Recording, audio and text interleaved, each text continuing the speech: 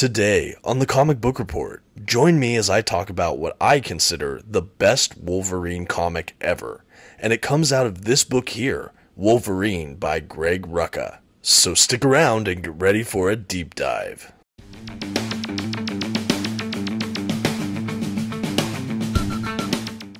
Hello all, my name is Dominic, and if this is your first time, welcome to the Comic Book Report, where I review comic books and graphic novels so you can get an idea of what to read.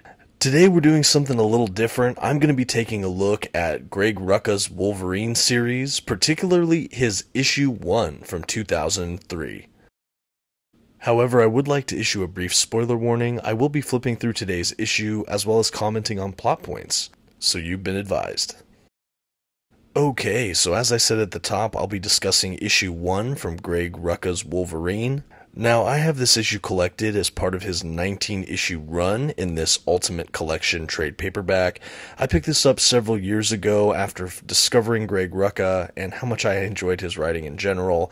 I heard he did Wolverine, and I thought I'd pick it up. I remember enjoying this run immensely, but nothing thunderstruck me like the first issue that kicks off his run. If you're interested in this, I'm sure you could find it digitally. I think some places still have the paperback. And if this run sounds interesting to you, let me know if you'd like to hear a full review sometime on my channel. And without further ado, let's go ahead and dive into our issue for today. As I said, it's Wolverine number 1 from Greg Rucka's 2003 Wolverine run. And as I flip through here, I just want to give a general plot summary for this issue.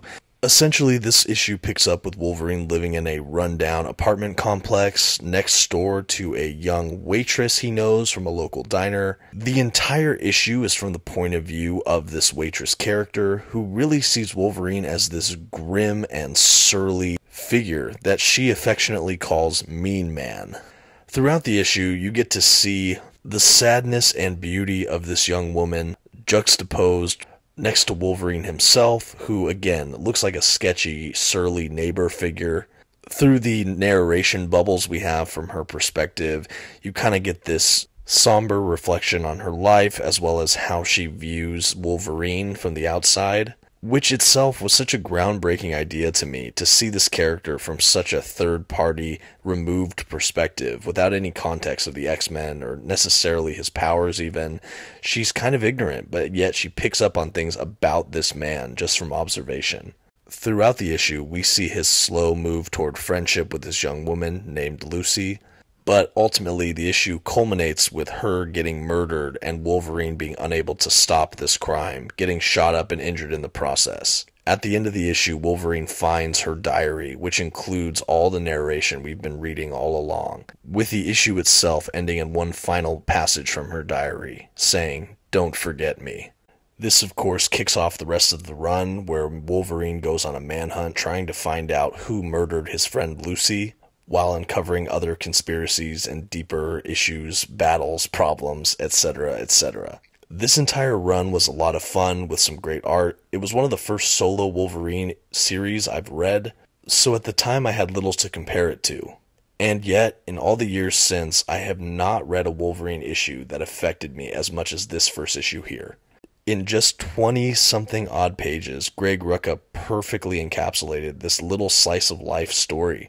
It's a really understated Wolverine comic, with overall little action until maybe the very last couple pages. Instead, we're treated to a little character drama that ends in a gruesome tragedy.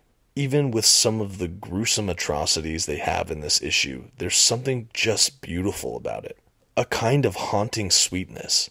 The story was complete and wonderful.